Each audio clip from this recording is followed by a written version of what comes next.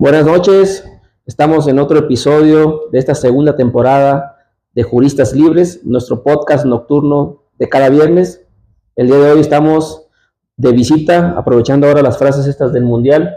Estamos jugando de visita, nos recibe en su hermoso, la verdad, despacho, el licenciado Edgar Ignacio Rodríguez Padilla, a quien tengo el honor de presentarles, un abogado de enorme prestigio, civilista de corazón y de tradición, de más de 20 años en el litigio profesional del ámbito civil. Edgar, ¿cómo estás? Hola, ¿qué tal? Buenas noches. Un gusto volver a verte. Buenas noches, bienvenidos desde aquí de Zumpango, Estado de México. Y bueno, pues en espera, ya habíamos pospuesto desde hace mucho tiempo esta oportunidad. Y bueno, pues también agradecerte tus palabras, ¿sí? Reconocimiento, sabes que es un reconocimiento recíproco. Gracias. Y bueno, pues vamos a disfrutar de este momento. La verdad es que sí es una gran oportunidad. Lo habíamos postergado ya bastante tiempo. Yo hubiera querido que él fuera de los protagonistas de la primera temporada, pero las cosas se dan cuando se tienen que dar y hoy es el gran día.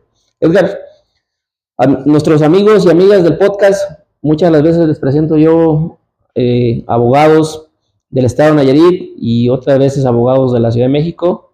Hoy quiero comentarles, si me permites, que eres un abogado hecho en el Estado de México, de la Universidad Nacional Autónoma de México.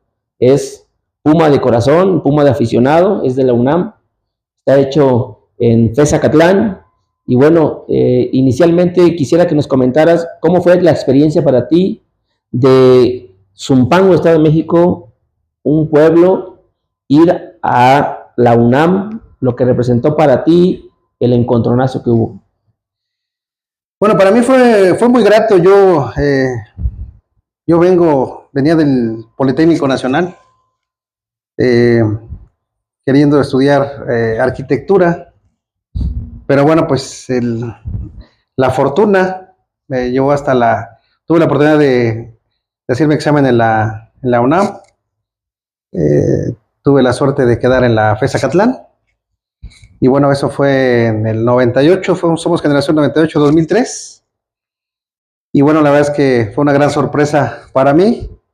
Y a partir de que tuve conocimiento de esta y que tuve la oportunidad de conocer la Fezacatlán y sus extraordinarios profesores, muchos de los cuales con el tiempo se hicieron grandes amigos, bueno, pues definitivamente supe que a lo que quería dedicarme. Sí, porque bueno, pues entras con una expectativa. Sí, sabemos que durante el lapso en el que estamos en la universidad entran 100, 200 compañeros y te culminan 50, 40, ¿no? Pero bueno, creo que desde que tuve la oportunidad de estar ahí, sentí que lo iba a culminar. Y bueno, pues ya pasaron, eso fue en el 98, ya estamos ya más de 27 años. Nos comentas que estuviste a punto de ser arquitecto. ¿Se siente el llamado? ¿La vocación existe? O sea, ¿sentiste algo, alguna ruptura en tu vida cotidiana? ¿Algún eco, alguna voz que te dijo, quiero ser abogado? ¿Cómo fue? Sí, la verdad es que tuve la oportunidad de estar en el Politécnico, en Boca 11, ESIA Tecamachalco, pero la verdad es que en honor a la verdad nunca me sentí identificado. Vaya, yo reconozco que es una gran institución, el IPN, ¿no? Pero no me sentí identificado con la carrera, más inclinado por los problemas nacionales, económicos, políticos, sociales, que yo creo que finalmente fue lo que definió el por qué estoy, bueno, ejerciendo esta profesión. Sí hubo una ruptura, finalmente quise ser honesto conmigo mismo y decidí romper de tajo. A pesar que ya estaba la ingeniería, a pesar de que para entrar a la ingeniería pues tienes que hacer un examen. A mí me tocó hacerlo en el Palacio de los Deportes. A pesar de que venía de Boca, pues tienes que hacer examen para ver si mereces la ingeniería que pretendes, ¿no? Tuve la fortuna de quedar en ese Tecamachalco y vení de baja. Revalidé materias y bueno, pues venme aquí, después de 20 y tantos años, ¿no? Ya casi 30 años de lo que te platico. ¿Qué representa para ti, y para que nos entiendan nuestros amigos y amigas del podcast, espectadores que generalmente están atentos al intercambio de ideas, pero también de experiencias. ¿Qué representa para ti la UNAM y qué representó en ese momento ser estudiante de la UNAM? No, la UNAM para mí y yo creo que para millones de personas que hemos pasado por ahí, pues es una puerta a un cúmulo de oportunidades, ¿sí? Eh, Te abre puertas, te abre panorama, convicciones, ideales. Es un nuevo mundo, ¿sí? Y bueno, la verdad es que culminas tus estudios ahí y los llevas arraigados, intrínsecos. Es parte. La UNAM, hace poco lo escribí, bueno, Pumas UNAM, pueden ir separados, pues es un estilo de vida, ¿no? Y lo reitero, o sea, entras, es un antes y un después entrar a la UNAM.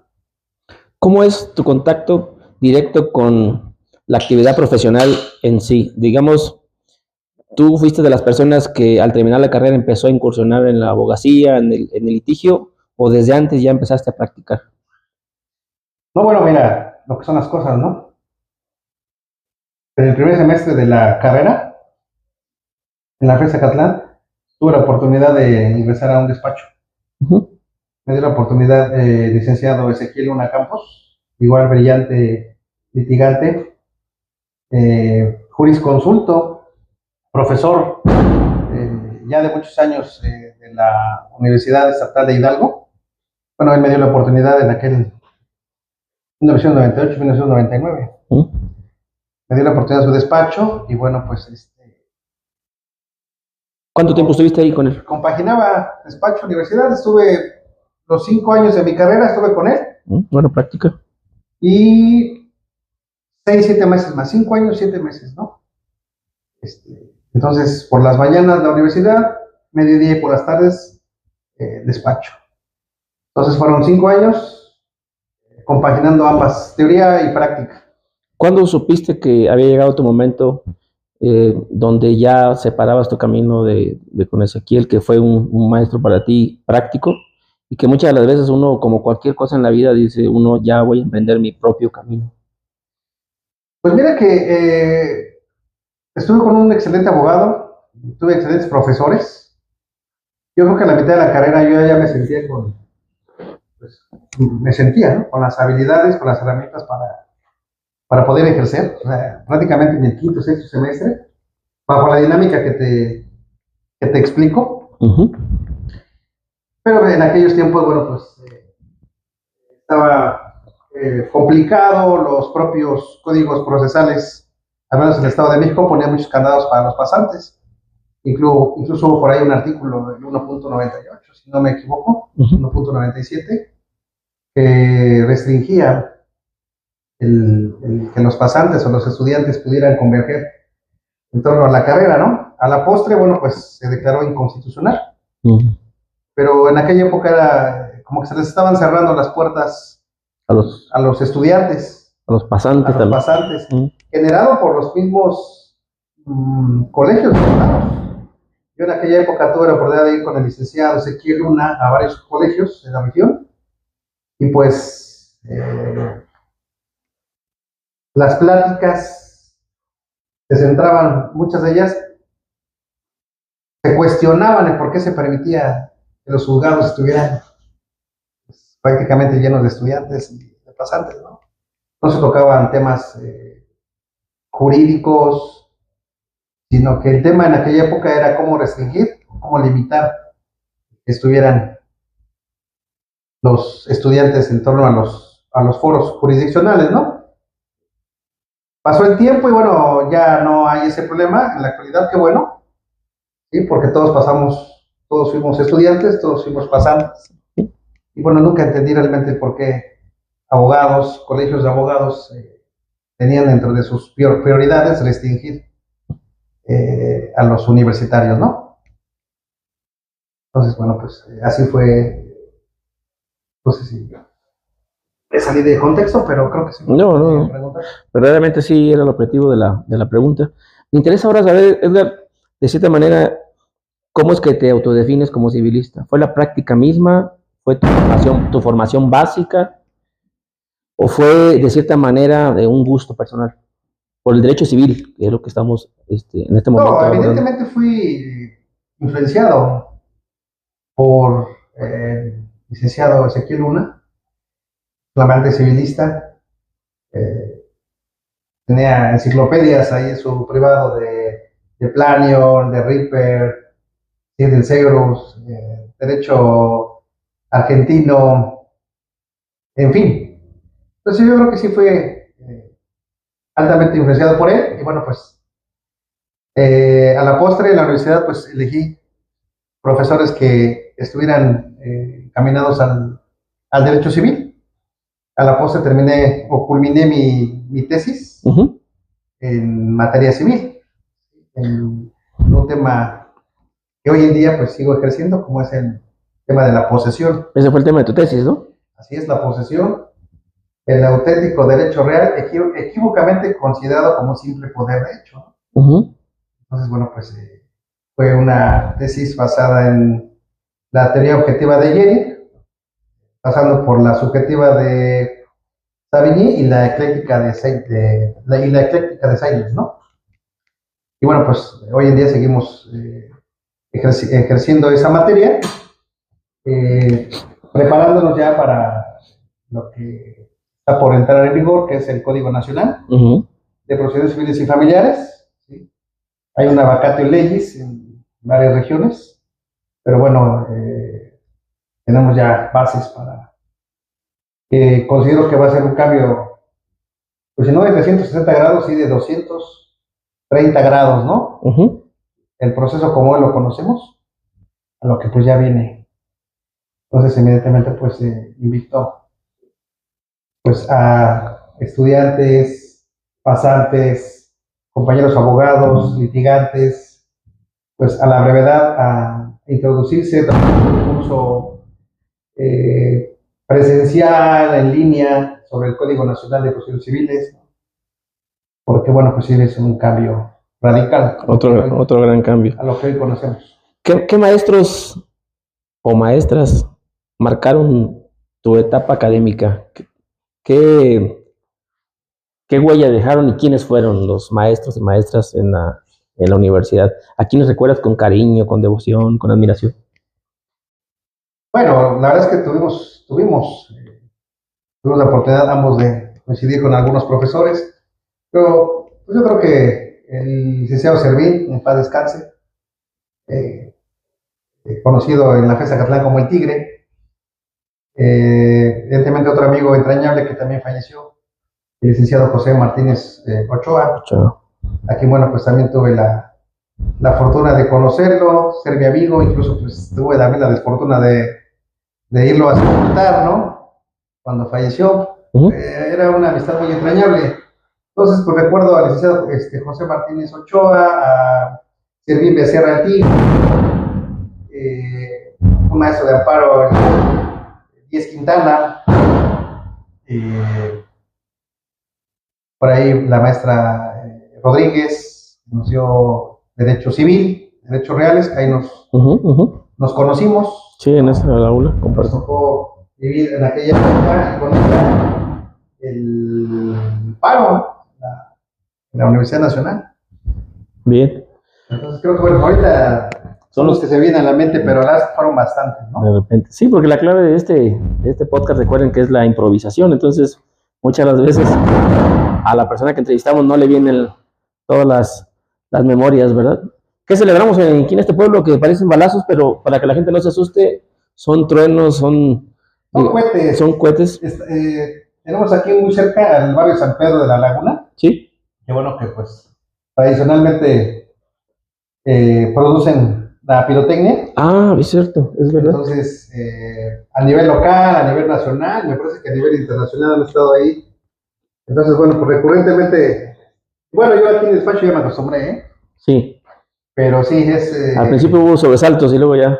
Sí, porque te imaginas otra cosa, pero no, en realidad son los famosos coheteros de San Pedro, ¿no? No sé si sean pruebas, no sé si estén festejando algo, pero es muy, es cotidiano. Entonces, hay que irnos acostumbrando. Compadre, si volviéramos hacia atrás, ¿volverías a estudiar Derecho? ¿Volverías a ser abogado? Sí, sí, definitivamente. Sin dudarlo, sin dudarlo. La verdad es que no me veo haciendo otra cosa, no me veo ejerciendo otra profesión. La verdad es que me ha abierto muchas puertas, me ha dado prácticamente todo. Sí, definitivamente pues, lo volvería a hacer, ¿no? Dentro del ámbito civil tenemos una parte sustantiva, la parte básica, donde están una serie de normas sobre el cual se erige pues prácticamente el edificio del ámbito civil, y una parte adjetiva, la parte que de cierta manera ahora mencionabas tú que va a ser nacional, ¿verdad? Una sola codificación. Este cambio, ¿qué implicará, además de la obligación que tú comentabas de actualizarse, el reto de actualizarse? ¿Crees que traiga esto beneficios inmediatos para el litigio o sea una idea más de esas de querer centralizar todas las normas jurídicas? Honestamente, considero que va a tardar. La intención es buena. Se prioriza la oralidad, lo pongo entre comillas, la celeridad de los procesos. La realidad es que en el Estado de México ya se inició desde hace muchos años este tema de la oralidad en materia familiar, con la idea de que los procesos de esta materia, como asuntos de pensión alimenticia, guardia y custodia, patria potestad, todo lo relativo con las controversias del Estado civil y del derecho familiar, la verdad es que, al menos en este distrito judicial y en la mayoría de los del Estado de México, un proceso de esta naturaleza tarda de 2 a 4 años. Para determinar una pensión alimenticia, un régimen de convivencia, la verdad es que es muy tedioso, la verdad es que no cumple sus fines, y uno como litigante, pues prevé, desafortunadamente, esperemos que no sea el caso del Código Nacional, de que pueda ser una panacea, ¿no? Este nuevo proceso, esta nueva oralidad y celeridad, que en la práctica, como te lo comento, o sea, no puede ser que para determinar, por ejemplo, una pensión alimenticia, se tarden 4 años y se estén repitiendo pruebas en valoración económica porque ya han transcurrido 6 meses y se repitan. Además, hay muy pocos peritos en materia de trabajo social. Yo creo que más que inventar nuevos procesos, porque es la verdad inventar, lo que se requiere es personal. Sí. ¿Sí? Profesional, calificado. ¿Sí? Entonces, bueno, pues yo creo que de entrada obliga a todos los litigantes a actualizarse, pero nos espera, yo creo que un panorama desalentador en cuanto a que no vislumbro la celeridad de dichos procesos. Para quienes son legos en el derecho, que desconocen completamente el derecho, o para los que van empezando a estudiar, en sí, ¿cómo podrías explicarnos qué es el derecho civil? Tanto en sentido amplio como estricto. ¿Qué es el derecho civil?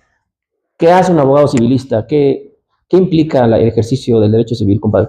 Pues desde mi experiencia, desde la materia que ejerzo, evidentemente es el derecho a la propiedad privada. ¿Sí? A la propiedad privada entre particulares, y todas aquellas normas que tienen que ver con los derechos de propiedad y de posesión. Yo básicamente lo distribuiría en esos dos vertientes, propiedad, posesión. Cuando una persona fallece, si llevas un juicio sucesorio y testamentario o un juicio sucesorio testamentario, pero todo desencadena en el tema de la propiedad, de los bienes del decuyus, o el tema de la posesión. Te adjudican derechos de propiedad o te adjudican derechos posesorios, ¿no? Pues básicamente aquellos que quieran estar interesados en materia civil, pues sería el tema en esas dos vertientes, propiedad y posesión. Es lo que se van a regularizar una propiedad mediante la infinidad de títulos públicos, desde una escritura pública inherente a los notarios, sentencias de propiedad, como puede ser una usucapión, una inmatriculación, una sentencia de adjudicación por herencia, por remate, las resoluciones del registro público de la propiedad. Entonces, es muy amplio el derecho civil. Sí, es muy amplio. Vemos derecho familiar, derecho hereditario, los derechos reales, la propiedad, la posesión, todo el derecho registral. Pero yo, en lo personal, diría que estamos hablando estrictamente de propiedad y de posesión. Compadre, ¿en algún momento te ha nacido la inquietud de regresar a las aulas como maestro o como estudiante de posgrado? Como estudiante, bueno, pues regresé a la FES Acatlán hace 12 años, con un diplomado en proceso penal adversarial, que bueno, evidentemente no ejerzo, sin embargo, por inquietud, lo estudié, fue un año, viernes, sábados.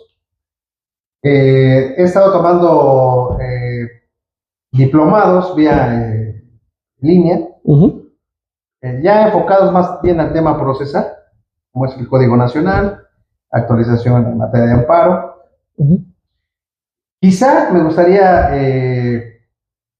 regresar como docente, pero no es fácil. ¿Por qué no es fácil? Porque considero que no solamente es el tema de poseer conocimientos o el conocimiento en algo, sino saber transmitirlo, ¿no? Evidentemente, una metodología, todo un tema, o sea, no es nada más pararte. Creo que necesitaría una preparación pedagógica, o no sé si con esto me sea suficiente para poder impartir en la rama que ejerzo, el derecho civil, la cuestión de intentarlo, ¿no? Tener la oportunidad. Evidentemente todos soñamos con dar clases en la FES Acatlán, en el caso de los que egresamos de ahí, pero bueno, pues debe de haber connotados profesores. Pero bueno, pues no quitamos el dedo del renglón, ¿no? Que algún día estamos en el tema de la docencia, poder impartir pues cátedra de otra manera, ¿no?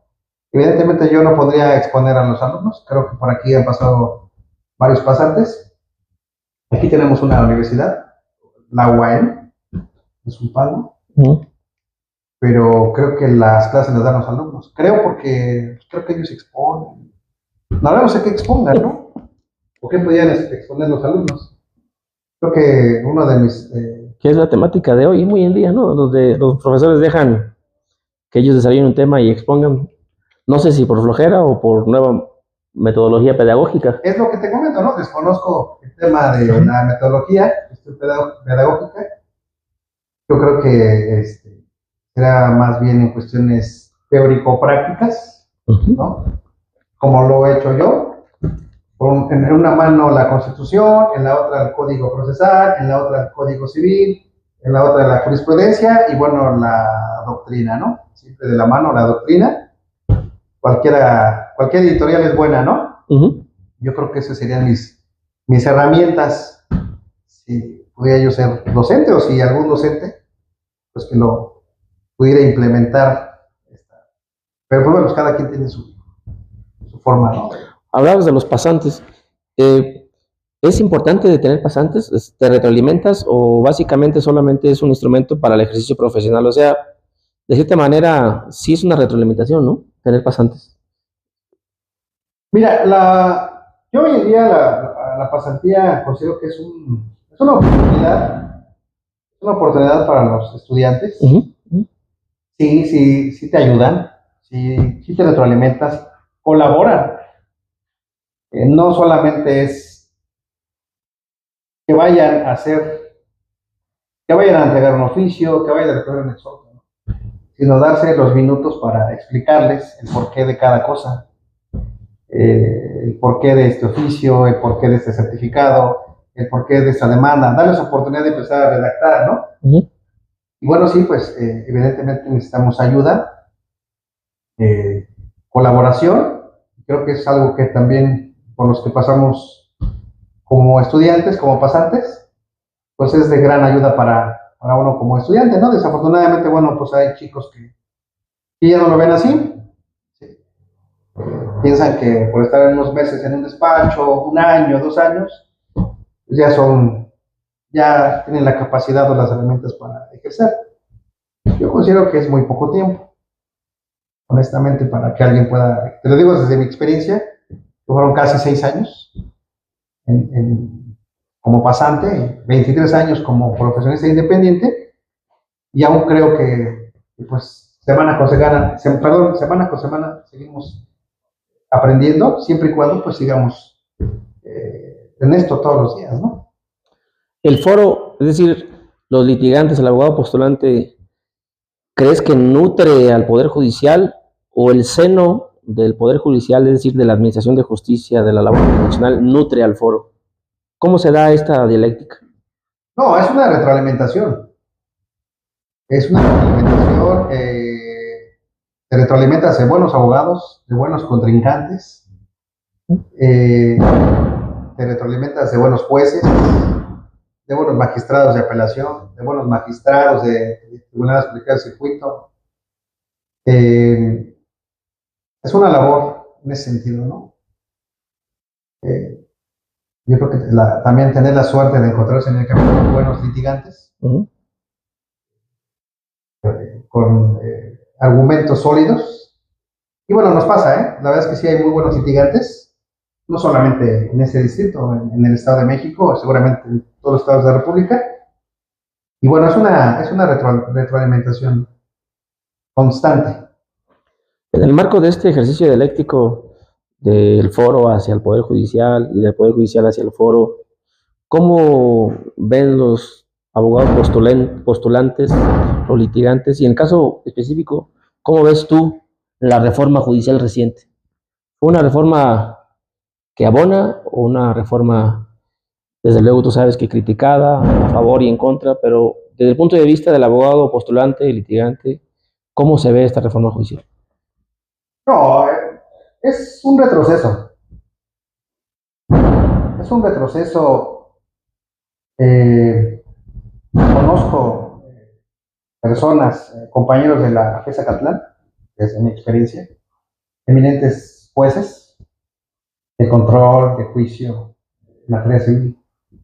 Creo que la elección por votación no puede sustituir en nada exámenes de oposición, de preparación. Vamos a llegar al absurdo de que ahora los médicos del IMSS o del ISSSTE o del ICEMIN pues también sean seleccionados por votación, ¿no? No, creo que es un retroceso, creo que esto debe de parar, creo que se debe, no sé, cómo se puede hacer alguna pausa o una reforma donde prácticamente se viene otra votación, me parece el próximo año, pues prácticamente es una buena parte de los que todavía eran electos. ¿La mitad? Del Poder Judicial. La mitad. Bueno, pues esa parte importante, oral, pues se va. Y bueno, pues hermanos, ¿de quién vamos a quedar, no? Y cuando hablo de quiénes, no solamente me refiero a nosotros como postulantes, sino a los mismos gobernados. Supimos como litigantes que los jueces electos pues fueron preparados en una olla express, me parece, para ejercer como jueces, ¿no? Pues la verdad es que la mayoría anda dando tumbos, no sabe qué hacer. En la práctica tienen oportunidad para darle oportunidad a este juez, ¿no? Que no entre esta audiencia para la otra. Entonces, creo que fue una aberración, creo que fue un retroceso, tiene que haber reformas. Ojalá se pudiera detener para el próximo año y esas personas, estos jueces de carrera, pues pudieran seguir hasta su jubilación, ¿no? No, creo que fue un desacierto. En el ánimo de ser benévolos con esta reforma, ¿qué se puede rescatar desde tu punto de vista? ¿No? Desde luego que existe la crítica, por un lado, de la forma de elección, también de lo que está costándonos como ciudadanos, como abogados, como servidores públicos, la curva de aprendizaje. También se ha criticado de cierta manera la cooptación del poder político, que no es desconocido, ¿no? En su momento el PRI, salvo tu mejor opinión, también tenía cooptado el poder judicial, el PAN también, luego se lo repartían de cierta manera las posiciones. Creo que eso no es lo que asusta. Pero sí se pueden rescatar cosas, o sea, de esta reforma. Es que yo en lo personal creo que no era necesario una reforma en los estados, ¿sí? Como en aquella que hizo Ernesto Cedillo Ponce de León, ¿no? Que es un tema meramente el 94, ¿no?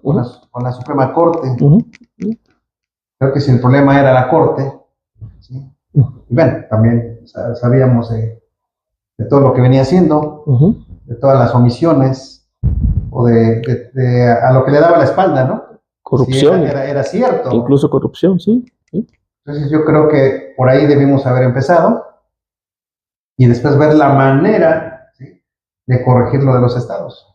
Porque la crítica sería, lo rescatable sería lo inherente a la Suprema Corte, los intereses que defendía. Y bueno, lo criticable es que esté en manos hoy en día en los estados la impartición de justicia, pues realmente en jueces amateurs. Es mi crítica, y pues lo rescatable fue que nos quitamos de encima una Suprema Corte de Justicia de la Nación, pues evidentemente entreguista, antinacionalista. Creo que ese fue un buen punto, pero bueno, pues lo que habría que corregir, lo que hoy está en vigor, ver de qué manera se puede corregir para el año siguiente, que me parece que nuevamente elecciones de jueces y magistrados. Entonces, pues ese sería mi punto de vista, ¿no? ¿Alguna vez pensaste o pensarías en postularte? ¿Aprovechamos esta reforma judicial? ¿O crees que un juez, de cierta manera, debe tener una vocación, una trayectoria especial? O sea, esta oportunidad de que cualquiera pueda postularse, ¿tú la tomarías? Muy buena pregunta para mí, porque evidentemente amo mi profesión, amo el litigio, estoy muy acostumbrado a... Pero bueno, pues en congruencia con lo anteriormente dicho, pues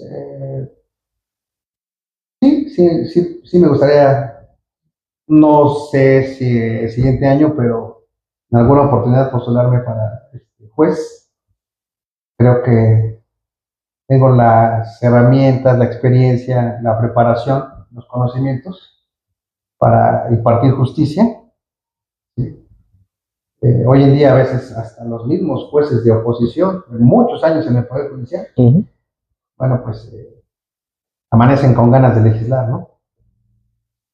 Amanecen con ganas pues, de dar guerra, más que resolver, pues generar más problemas, ¿no?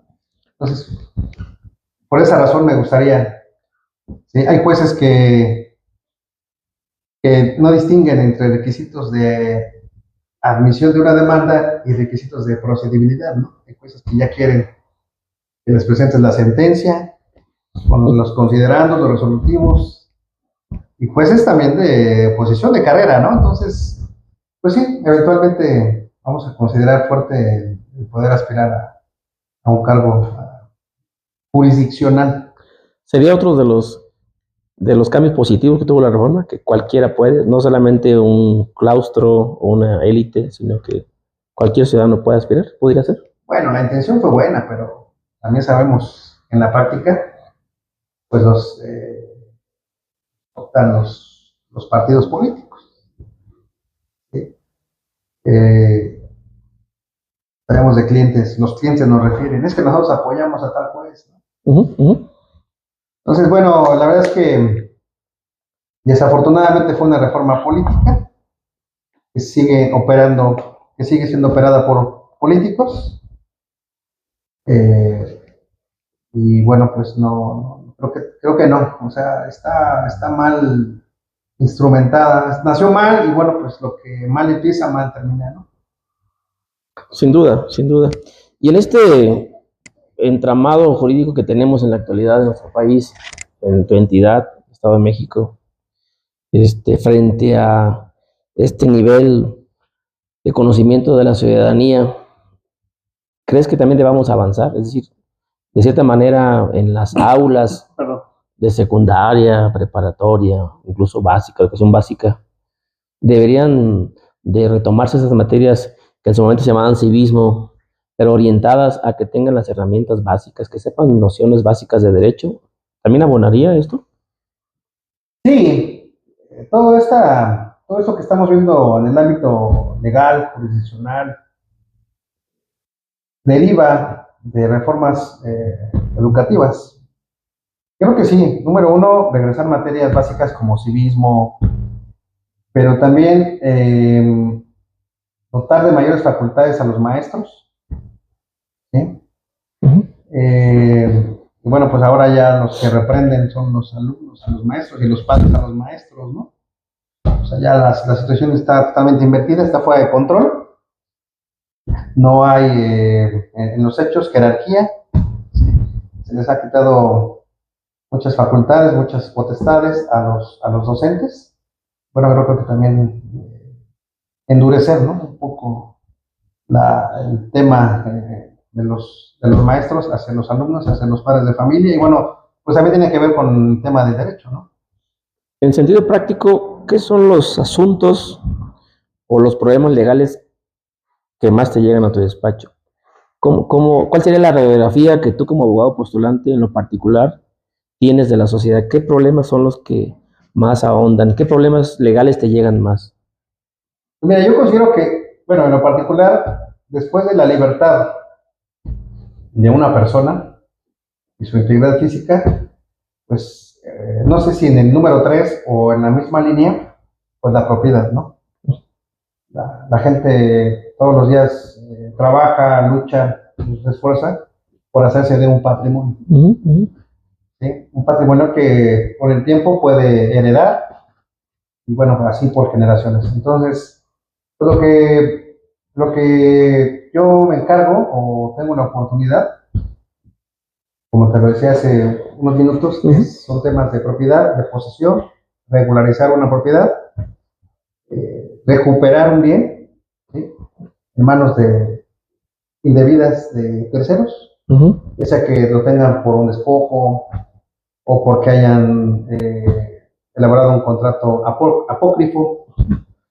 ¿Sí? Entonces, bueno, pues en la práctica tenemos las acciones reivindicatorias, los plenarios de posesión, los interdictos de retener o de recuperar la posesión, los juicios de nulidad absoluta o relativa, bueno, donde aquí, bueno, viene el tema de la universidad, esta materia de las obligaciones, tan importante que, bueno, pues yo tuve la oportunidad de tomar con Servín Becerra al Tigre.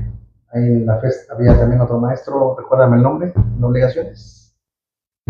Pues de La Paz también fue una buena maestra. De La Paz, bueno, un maestro. A ver si ahorita nos acordamos de su apellido. Pero bueno, en la universidad surge la materia de las obligaciones para los estudiantes, la importancia de esta materia en el ejercicio de la profesión, pues sirve para nulificar un contrato, sirve para nulificar un juicio concluido por fraude procesal, sirve para elaborar un contrato. Aquí llegan, sabe que quiero comprar una casa o me quieren dar en donación y bueno, pues en 30, 40 minutos puedes elaborar un buen contrato. ¿Sí? A la postre lo puedes regularizar, aunque la ley dice que las donaciones o las ventas sobre bienes inmuebles tienen que hacerse ante notario público. Bueno, pues sabemos que la gente de momento no tiene para ir a pagar a un notario. No sabe o no tiene también. Sí, pero eso no impide que puedan acudir con un abogado y que les pueda elaborar un contrato privado en el que se cumplan con los elementos de validez, con los elementos de existencia, que a la postre a estas personas, el mismo abogado les pueda regularizar ese contrato.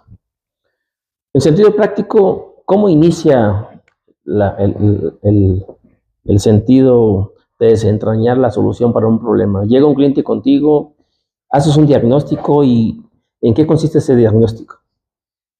Bueno, pues vienen, obviamente aquí con tu servidor, básicamente son recomendaciones. Así he trabajado durante 23 años. No tengo anuncios, no tengo propaganda, no hago uso de la mercadotecnia, no hago uso de las redes sociales. Hasta ahora bueno, pues tenemos esta oportunidad, este podcast. En realidad no he recurrido a eso. Son recomendaciones. Llegan, me plantean el asunto. Desde el mensaje por WhatsApp, la llamada, les advierto que pues, es un tema meramente de propiedad, de posesión, no ejido. Viene la cita, desde el momento que me lo están planteando, bueno, pues empiezas ya empieza uno en minuto 2 a implementar la solución, el camino, la vía legal. Y bueno, pues al término de la charla, la asesoría, 30, 40 minutos, debe uno ya tener una solución, un diagnóstico. Si no al 100%, pues sí, ya la estructura del mismo, ¿no? No sé, a esas alturas no nos permitimos o no se permite. Déjeme ver, déjeme checarlo, ¿no? O quién, no sé. Al terminar la charla, el 75-80% de lo que en unos meses vas a llevar tiene que estar ya determinado, ¿no? Un buen diagnóstico como un buen médico no solo te permitiría alcanzar la solución, sino también amarrar al cliente. O sea, el cliente a veces tiene la sabiduría para saber si está frente a un charlatán o no. Bueno, no siempre es así, no todos tienen la fortuna, ¿no? De caer con una persona, con un profesional. Pero bueno, en mi caso, prácticamente con concluir la asesoría, yo creo que ellos se dan cuenta del control, del conocimiento que se tiene en la materia. Bueno, pues la mayoría pues deja sus asuntos. Aquí A partir de este diagnóstico hasta la elaboración de la demanda, ¿qué herramientas empleas y cómo ejecutas este prediagnóstico o diagnóstico para ya plasmarlo en una demanda? Generalmente se decía antes, no sé si todavía ahora, que el 40% del triunfo de un juicio era la demanda. ¿Sigue siendo eso?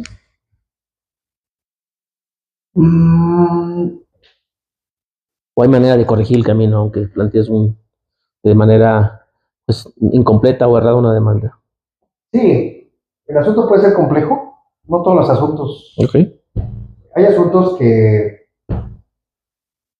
evidentemente diríamos de rutina, ¿no?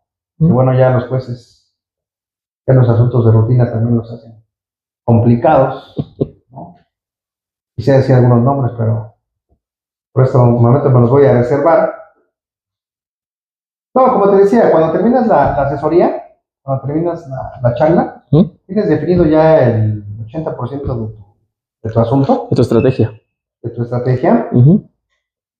Desde el momento que termina la plática, la gente se va ya con los requisitos. Necesito el contrato, necesito el predial, hay que tramitar un certificado de esto, un certificado de aquello, incluso hasta con costos, ¿no?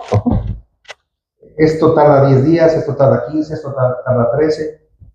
Vamos a necesitar testigos, vamos a necesitar una inspección, vamos a necesitar esto.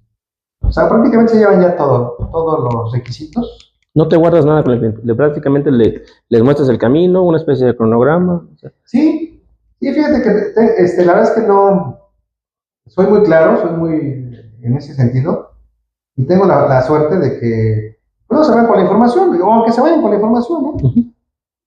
No todos la pueden plantear de la forma en que tú lo... Sí, aunque lleven el mensaje con otro abogado, no podrían de esta manera ejecutarlo como tú lo tenías diseñado. No, y conste que he referido, ¿no? Que en la misma zona hay buenos abogados, muy buenos abogados. Pero bueno, en mi caso tengo la suerte de que prácticamente se van con el diagnóstico, se van con la estrategia, se van con el tiempo aproximado, con los requisitos y vuelven, ¿no? Si no es que en el mismo día queda formalizado.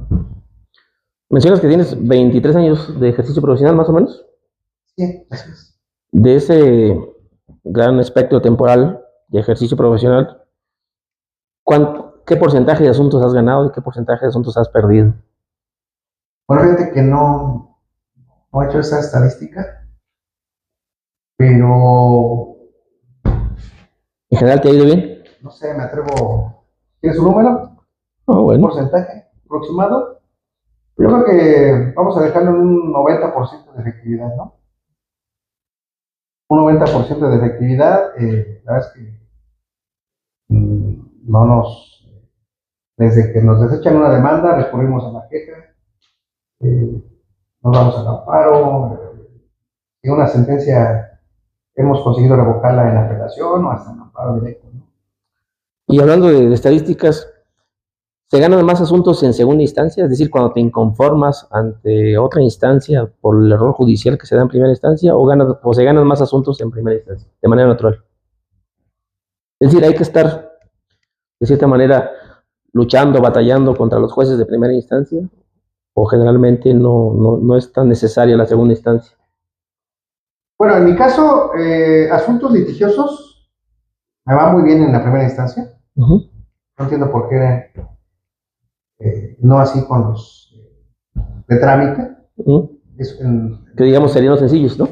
Me refiero que no es de que me vaya mal, sino pues me hacen ir a la apelación, a veces al amparo, ¿no?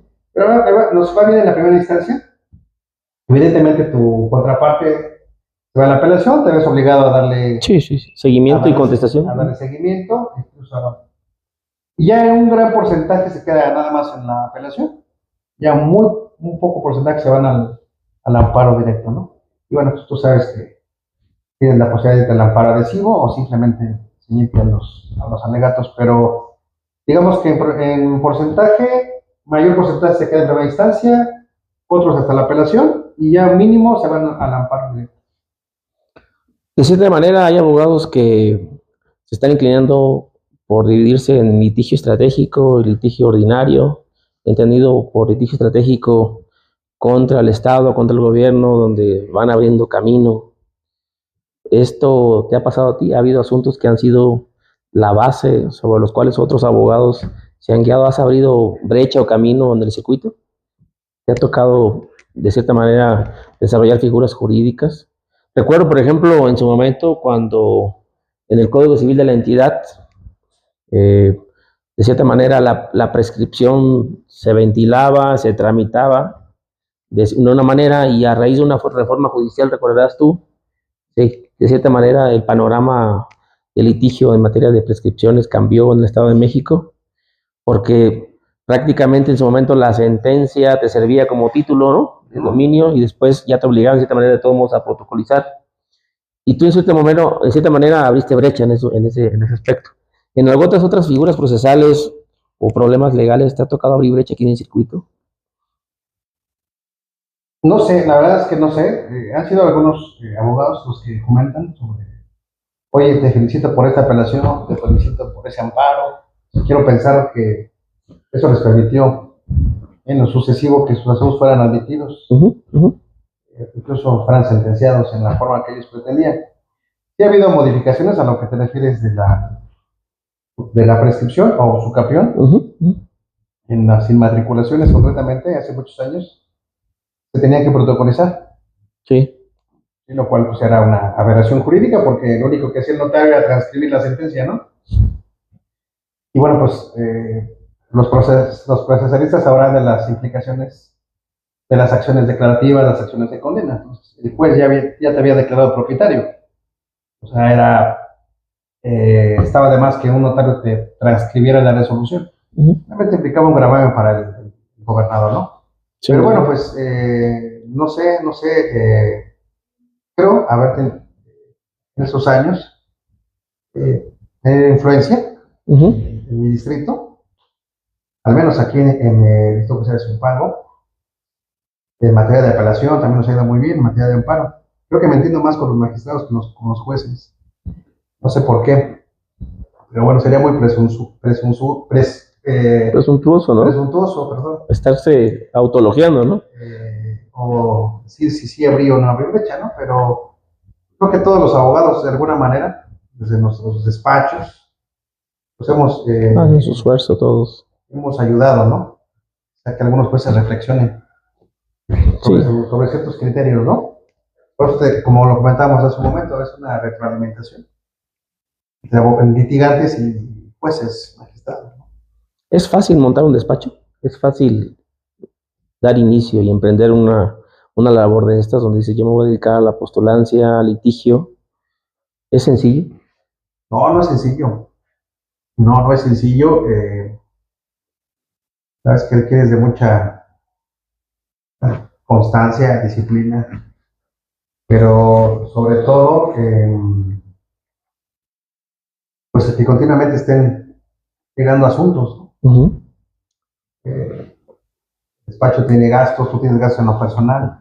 El litigio es complicado, entonces la recomendación de lo que me tocó vivir es aquel que quiera dedicarse al ejercicio de la profesión, pues empiece al día 1 de haber entrado a la universidad, ¿no?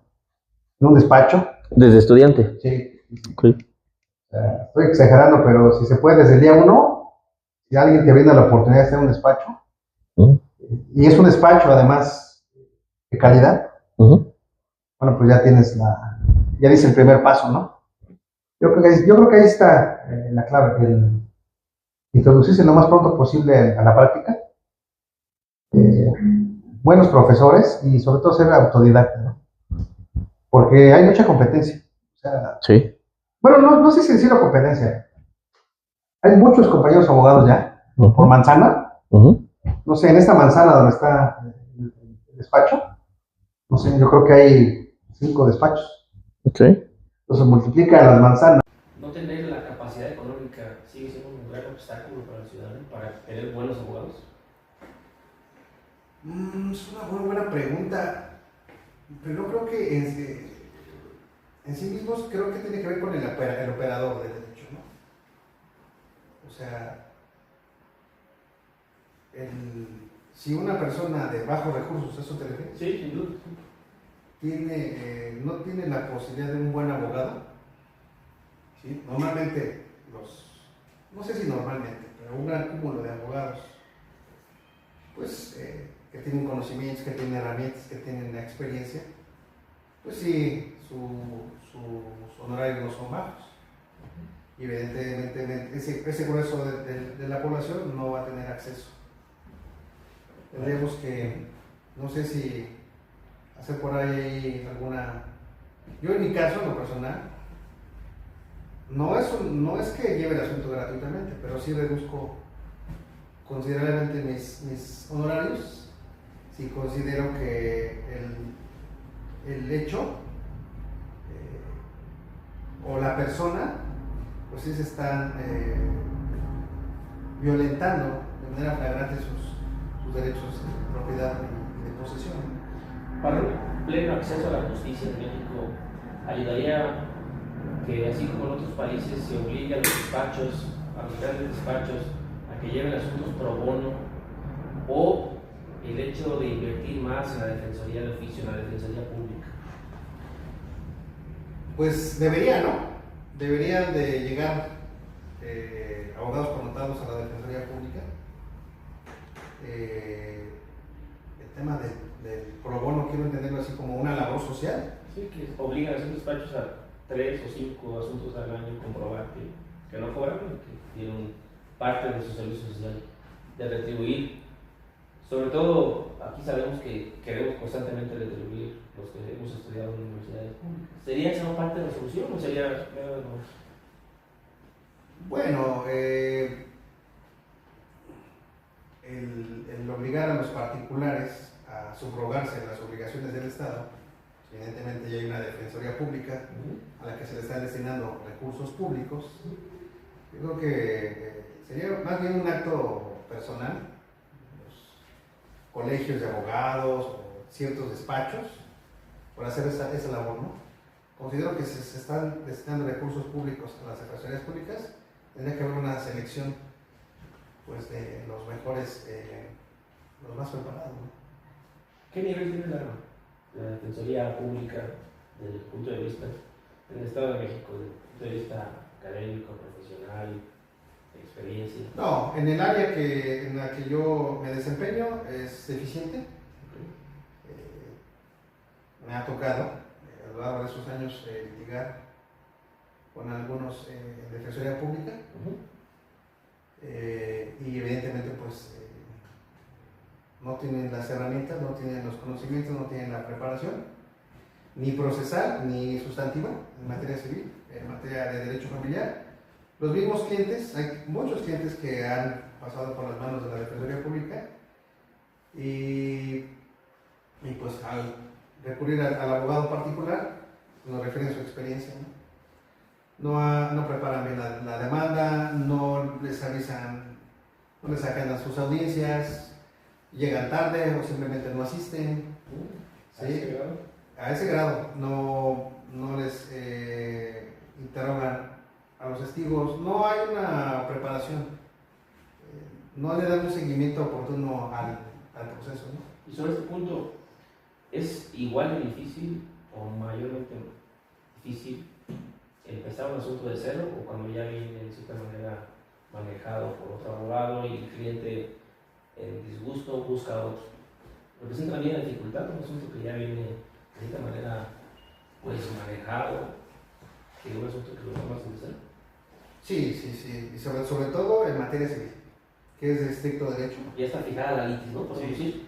Materia civil sabemos que es de estricto derecho, como bien lo precisas, se fija la litis con la demanda y la contestación, y bueno, pues ya no se le puede modificar ni una coma, ni un punto, salvo que quieras ofrecer pruebas sobre las excepciones, salvo esta excepción, es complicado, ¿no? Que te llegue ya un asunto en el que no pusiste una excepción, o no hubo una reconvención, o no ofreciste tal o cual prueba, ¿sí? Una prueba técnica, por ejemplo, una pericial, en grafoscopía, en ingeniería, en topografía, en agrimensura, es realmente ya complicado que puedas subsanar esa situación. A diferencia de materia familiar, que es de litis abierta, y donde cabe la suplencia en la queja, y donde se deben de salvaguardar los derechos de niños, niñas y adolescentes, el interés superior de los menores. Bueno, ahí hasta la sala pudiera subsanar y poner el procedimiento. Pero en materia civil es complicado el que puedas enderezar un asunto. Digo, habrá algunas excepciones, ¿no? Pero porque es de estricto derecho es complicado que lo puedas mejorar. No, imposible. A mí me ha tocado en apelación, ¿no? Revocar asuntos ya en materia civil. Pero creo que ha sido uno de 100, ¿no? ¿Cómo compaginas, cómo te repartes, cómo te compartes entre tu vida profesional y tu vida personal? ¿Es complicado? No, quizás sea la parte por la que me gusta el litigio, es que pues tú tienes la opción de manejar hasta cierto modo tus horarios, tus días, tus vacaciones. Yo tengo la oportunidad de llevar a mis hijos a la escuela, tengo la oportunidad de comer con ellos, tengo la oportunidad de cenar con ellos. Sábados y domingos no laboro. Estoy muy cerca de mi domicilio. Entonces creo que es, digo, a pesar de que hay trabajo, de que sí nos gustaría estar más temprano en la casa, ¿no? Pero pues creo que los órganos jurisdiccionales es una parte que sí hay que señalar. Pues entran a las 7 de la mañana y salen a las 7 de la noche, ¿no? O más. O van a casa pero llevan trabajo. Así es.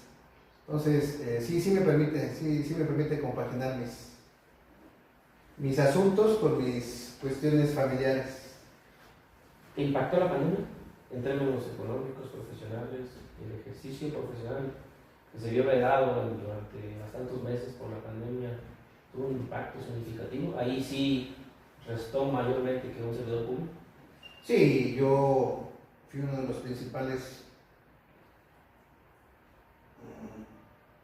Yo me quejaba constantemente ¿De que abrieran los flores? de que lo cerraran. Sí, porque pues evidentemente los jueces o los seres públicos pues recibían sus quincenas, ¿no? Puntuales. Evidentemente estamos ante una emergencia, pero consideramos que con los cuidados necesarios se podía desempeñar. Pero bueno, sí, la pandemia nos afectó bastante a los litigantes, de hecho nos afecta bastante. No solamente la pandemia, nos afectan los puentes, nos afectan los periodos vacacionales. Pero bueno, nosotros nos acostumbramos, tenemos que estar preparados para esas fechas. ¿Qué es la otra cara de la moneda entonces, no? La libertad, pero también el tiempo libre es menos ingresos económicos, por eso. Sí, sí, menos ingresos. O sea, tú tienes que prever. Tienes que ser una estrategia financiera para tener un despacho. Tienes que tener el colchón para los puentes, para los periodos vacacionales. Te cierran todo, no traes la misma dinámica de pedir honorarios. Para la audiencia ocupo tanto, para la contestación, para la audiencia de conciliación, para los alegatos. Se rompe esa dinámica, se rompe ese proceso, se suspenden términos y evidentemente pues, no hay la obligación de parte del cliente pues, de remunerarte en esas fechas. Entonces sí, la pandemia fue muy complicado para todo el gremio, para todos los abogados litigantes, fue muy complicado. Y bueno, pues ya no nos quisiéramos ni siquiera acordar de esas fechas, ¿no? Hemos estado de cierta manera, de forma diseminada, hablando del carácter y la idoneidad académica que debe reunir un abogado litigante, pero en términos personales, ¿qué características debe tener un buen litigante? ¿Qué carácter? Porque me imagino que llega un momento en que se requiere ser autodidacta, se requiere concentración, muchas veces momentos de soledad para redactar una demanda.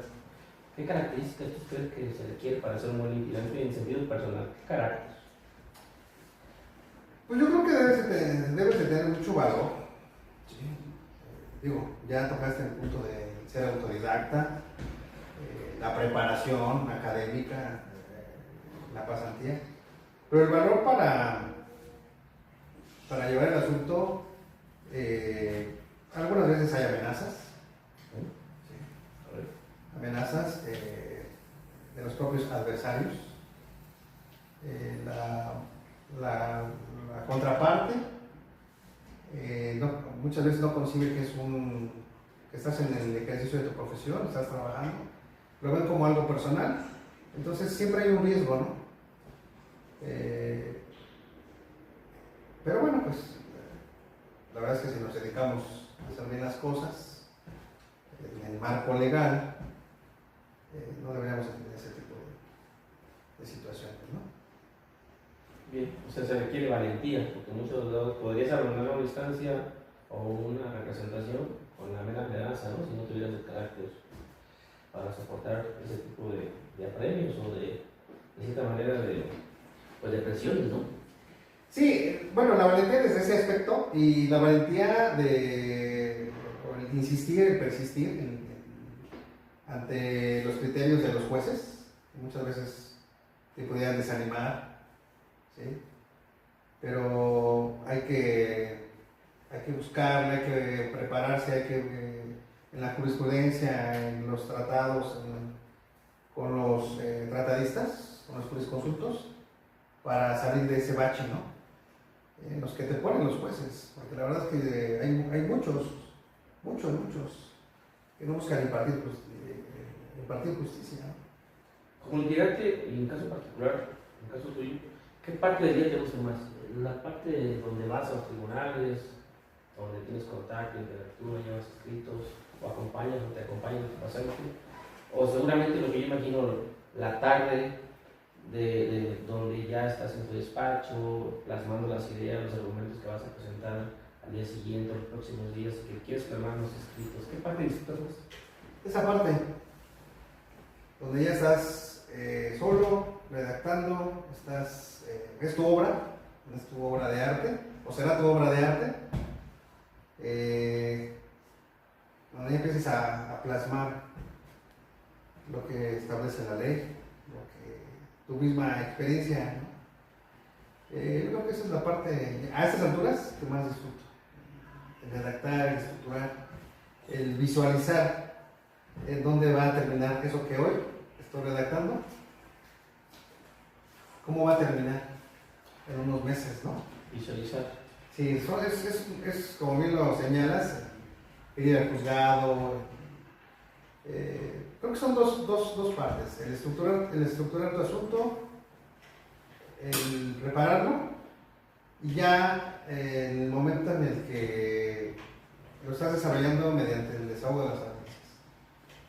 ¿Qué vicios argumentativos criticas del foro judicial, del poder judicial? Por ejemplo, en algún momento se criticaba mucho la calificación de inoperancia, de los conceptos de violación, de los agravios, es decir, de los motivos de queja de una de las partes de los abogados, que se calificaran como intrascendentes, inoperantes jurídicamente hablando. Pero ¿qué otros vicios argumentativos son objeto de crítica de tu parte? Que se deberían de desterrar. Coincidirá seguramente con la inoperancia. Ajá. ¿Debe de abandonarse por completo la inoperancia o debería de existir en materia civil todavía y pervivir por muchos años más? Considero que sí.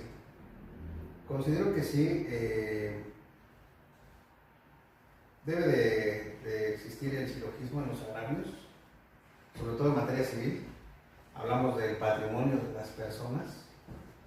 Creo que ha sido de gran utilidad no solamente el verter agravios no es una queja chisme. ¿Sí? Yo creo que en mi punto de vista debe de continuar esa parte, ¿no? Lo que sí es que se debe de, sin perder los principios de equidad e igualdad procesal, se deben de evitar muchos formalismos. Se le debe de dar más cabida a la tutela efectiva. ¿Sí? Entonces, bueno, pues sí se deben de respetar las formalidades del procedimiento, pero creo que se deben de quitar muchos De formalismos. obviar algunas cosas, ¿no? En aras de una solución, ¿verdad? Exactamente, obviar. Sí, sin duda. Lo que comentábamos en un momento, ¿no? De muchos baches que ponen los jueces que lejos de querer impartir justicia, pues es perjudicar al gobernado, ¿no? Bien, pues vamos a ir cerrando este podcast en términos generales.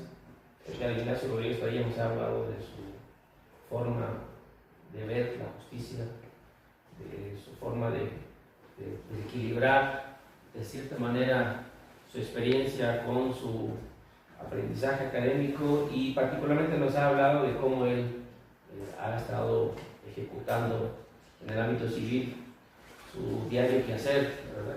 Que le ocupa, que es el litigio.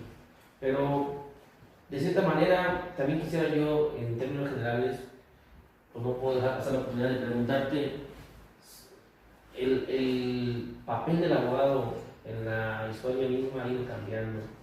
En su momento se hablaba de grandes maestros, se nos contaba tipo idealizados, ¿verdad? Abogados que sabían muchísimas cosas y que ahora se van tecnificando cada vez más y han abandonado saberes formativos importantes. ¿Tú compartes esta opinión? O sea, los abogados de antes sabían más sobre muchísimos temas más amplios y se ha ido tecnificando, y ahora más que abogados en sentido amplio son técnicos de derecho. Sí, desafortunadamente sí. Ya están muy ceñidos a reglas procesales, ¿no? Hay muchos procesalistas, pero se ha abandonado el derecho sustantivo, ¿sí? El cual yo creo que se mantiene mediante el análisis, la lectura, el estudio de los grandes tratadistas, ¿sí? Aquí en México, bueno, pues tuvimos a muchos, yo recuerdo Ignacio Burgoa, Eduardo Pallares, Couto, Bejarano Sánchez, Cipriano Lara, sí. O sea, eso es inevitable esa nostalgia, ¿no? es. Hace unos minutos yo refería que en una mano el Código Procesal, en la otra la Constitución, pero en la otra la doctrina, ¿no? Yo creo que eso viene de que se ha tecnificado, es porque se ha abandonado la doctrina. ¿Tú lo palpas esto en los pasantes que has tenido? O sea, ¿has visto de cierta manera el resultado de la academia, de las universidades a través de los pasantes? Sí. ¿Es posible palparlo? Sí, sí se nota la tecnificación. como tú lo dices, ya no vemos realmente a futuros abogados, somos técnicos en derecho. No sé si es flojera, es el mismo sistema, que eluden, ¿sí? O le dan la vuelta o la espalda a la doctrina. Entonces, al menos en lo personal, trato de persuadirlos en que consuman, en que analicen a la doctrina, en lo que ellos quieran, ¿no? Evidentemente están los ateístas tradicionales, hay nuevos, pero que lean. Yo creo que ese es uno de los grandes problemas, lo que tocábamos, ¿no? Del sistema educativo. La gente o los chicos ya no quieren leer, quieren algo fácil, digerible, ¿sí? Algo que puedan obtener, algo fácil, dividendos. Y yo creo que eso es uno de los motivos por los cuales han abandonado la doctrina y sí, están abocados a la tecnificación del derecho. Lo cual, bueno, pues hoy vemos reflejado en los jueces, ¿sí? Porque muchos jueces, pues, han abandonado sus principios. Generalmente la crítica social hacia los abogados es que son de corazón frío, son calculadores, en términos americanos o gringos, it's all about money, ¿no? ¿Consideras tú que el abogado con los años, en el devenir profesional, se vuelve frío, se vuelve impasible, va perdiendo su carácter humanista, o esto es un mito y una crítica social infundada? Considero que no, o sea, no es que lo pierdas, ¿sí? Lo que pasa que también lo mantienes como algo de tu esencia, pero en los hechos puedes mostrar mayor practicidad, ¿no? Que se traduce en frialdad, pero yo creo que eso se plasma en tu trabajo, en tu quehacer diario, ¿no? Se da hasta en medicina, ¿no? Los médicos se dicen, oye, los médicos son muy fríos, ya ven como un expediente, al paciente. En general es más un sentido práctico, ¿no? Y la gente a lo mejor lo ve de distinta manera, podría decir. Sí, por eso te decía que no, o sea, a lo mejor esa es la perspectiva que tiene, pero en tu trabajo sigues plasmando esa parte social, ¿no? Esa parte sociológica, urbana. A lo que voy es lo siguiente, para volver a retomar la amplia perspectiva de conocimiento de los abogados del antaño, se requiere reintroducir o regenerar saberes formativos como sociología, como economía, más humanidades en las tiras de materias, en los, digamos, programas académicos. Sí, entonces esta deficiencia, lo que comentas, no sé si se siga impartiendo el derecho romano, filosofía del derecho, metodología jurídica, sí, todas esas. Solo por ejemplo, ¿no? Por citar algunas materias, y se está enseñando meramente cuestiones prácticas, entrar de lleno a un código nacional de procedimientos civiles, a una nueva ley de amparo, y toda esa parte teórica, filosófica, pues se deja de, creo que sí se debe de retomar. Sí, desafortunadamente, bueno, pues nosotros estuvimos 5 años en la universidad. Ahora hay universidades donde creo que en 3 o 2 años y medio ya son licenciados en Derecho, ¿no? Sí, también eso. Habría que revisar esa tira de materias, cómo está, ¿no? Claro, sin duda. Sí, es preocupante también estas escuelas donde ofrecen un sábado al mes, ¿no? Así es. O las clases así, sí, sin duda. ¿Qué sigue para Edgar Ignacio Valles Padilla en los próximos 10, 15 años? ¿Cómo crees? ¿En dónde crees? Pues me veo en el litigio, no descarto el aspirar a el ocupar la titularidad de un órgano judicial, un órgano jurisdiccional, no el próximo año, tampoco quito de renglón la docencia. Sí, espero que en unos 15 años algunos de mis hijos estén aquí en el despacho. Parece que una de ellas quiere ser abogada. Bueno, pues la esperaremos con gusto. Sí, bueno, pues transmitirle, ¿no? El gusto por esta noble profesión que nos brinda prácticamente todo. Entonces, bueno, pues instar a los estudiantes, a los pasantes, a que retomen la doctrina, que lean, que estudien, que analicen, que no sean técnicos en derecho, sino que unos verdaderos profesionales en derecho. Una pregunta que me intriga y te la quiero compartir de hace tiempo es, con tu sabiduría, con tu enorme capacidad intelectual, ¿por qué no optar o por qué no haber optado hasta hoy por una maestría, un doctorado? ¿Qué significa para ti hoy el posgrado? Evidentemente es cultura jurídica, ¿sí? Son mis felicitaciones para aquellos que se dan el tiempo, ¿sí? El tiempo para tomar este tipo de conocimientos, para abundar en sus conocimientos teórico-prácticos. En mi caso particular, el litigio me ha absorbido. Es 24-7-365, sin que yo sea óbice para que seas autodidacta. Y como te lo mencioné hace unos minutos, los abogados nos retroalimentamos de los buenos jueces, de los buenos magistrados, no es un pretexto. Pero bueno, concretamente a tu pregunta, si me rehuso, bueno, en este momento sí me he rehusado a un posgrado, primero porque pues me absorbe, ¿no? El litigio, mi trabajo, mis asuntos, pero veo que en la práctica puedo incrementar mis conocimientos a lo que me dedico, de los propios compañeros y los propios jueces, ¿no? Pero reitero, o sea, mis felicitaciones y mi reconocimiento para aquellos que se toman el tiempo para seguirse preparando.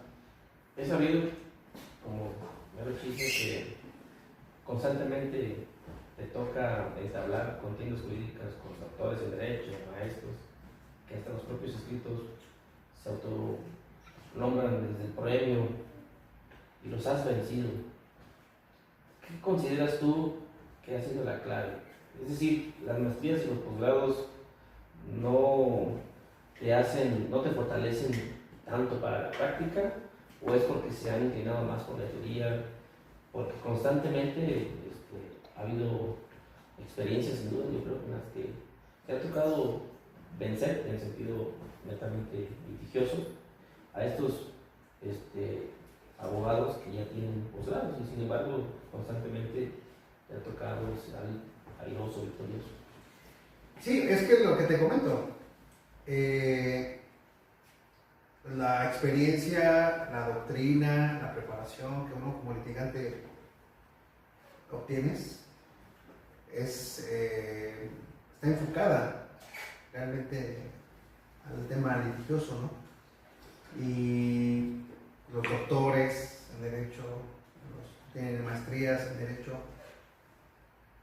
como que sus conocimientos son muy abstractos, muy genéricos, no están enfocados realmente o en la propiedad o en la posesión, ¿sí?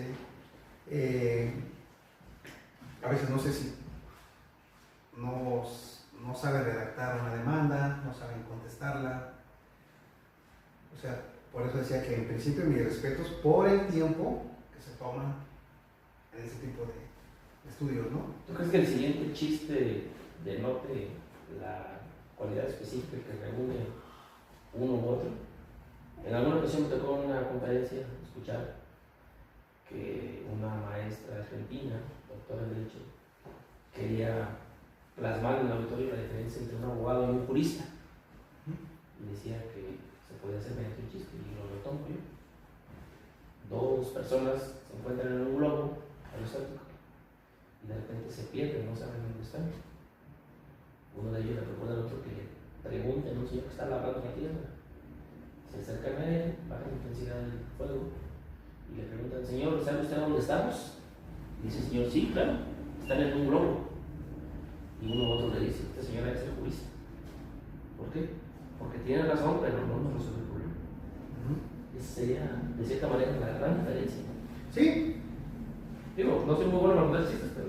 No, es muy ilustrativo porque yo lo digo, los que estudian siguen con sus grados de preparación, pero son conocimientos muy abstractos, muy genéricos, no están realmente enfocados, no sé si, a pesar de que son una especialidad, realmente no los aterrizan, no los ejercen, no hay esa lucha que hay con un litigante contra un litigante, que creo que es una de las pocas de las peculiaridades de los litigantes, en el que compites, en el que combates, ¿sí? Día a día, conocimientos, y eso es algo más específico, ¿no? Ahora, no quiero mandar el mensaje de que no estoy en posgrados.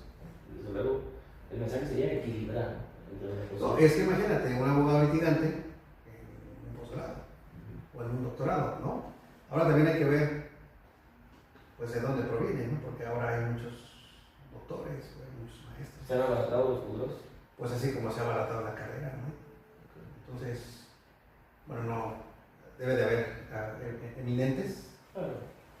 Finalmente a veces el alumno es el que distingue, ¿no? La institución y no la institución al alumno, ¿no? Ha habido casos. Sí. Pero bueno, creo que no quitamos también el dedo del renglón. En el caso particular de tenemos ya una especialidad, una maestría, y bueno, ahorita estaré platicando el resultado entre el buen litigio y un buen posgrado. Ya tenemos oportunidad de hablar.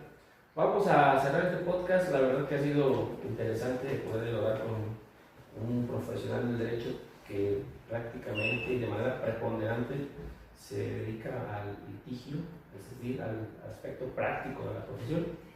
Y solo me resta pedirte, por favor, si fueras tan amable de nuestros espectadores, a nuestros amigos y amigas del podcast, que reciban un mensaje final pensando en estudiantes de derecho y pensando en gente que de cierta manera está interesada en derecho, pero no tiene el conocimiento más general de ello. ¿Qué mensaje les darías a nuestros amigos como despedida, querido Ignacio Rodríguez Padilla? Pues bueno, pues que sigan las redes, el trabajo que hace aquí el jurisconsulto, licenciado maestro Juan Miguel Villafuentes Peña. Yo creo que es un canal, yo creo que es un trabajo que les va a permitir tener una gama de opciones entre abogados litigantes, entre jueces, no sé si hay entrevistado jueces, sí, estudiosos del derecho. Yo creo que es una buena opción para todos aquellos que quieren culminar una carrera de derecho o ejercerla. Bueno, pues evidentemente darle seguimiento a ese tipo de esfuerzos. El licenciado desde estudiante pues siempre ha estado inmerso de alguna manera en esto. Escribiste en la FES de Acatlán. Sí, alguna vez estuve en un periódico escolar ahí. Participaste también para hacer el consejo técnico. Política estudiantil, ¿no? Entonces, bueno, pues toda esa inquietud universitaria hoy la vemos reflejada en nuestros trabajos. Entonces, seguir las redes, seguir el trabajo de licenciado y bueno, evidentemente, pues amar, tener esa pasión por esta profesión, estudiar, trabajar. Es un trabajo arduo, es un trabajo de constancia, de perseverancia y bueno, pues a seguir preparándose. Y bueno, pues muchas gracias por esta oportunidad, por esta visita, y bueno, pues sabes el reconocimiento, el aprecio y el cariño que te tengo, y bueno, pues a todos tus seguidores, a todo tu público, buenas noches, y pues que estén muy bien. Muchas gracias, nos vemos pronto en otro episodio de nuestro podcast Juristas Games. Gracias. Gracias.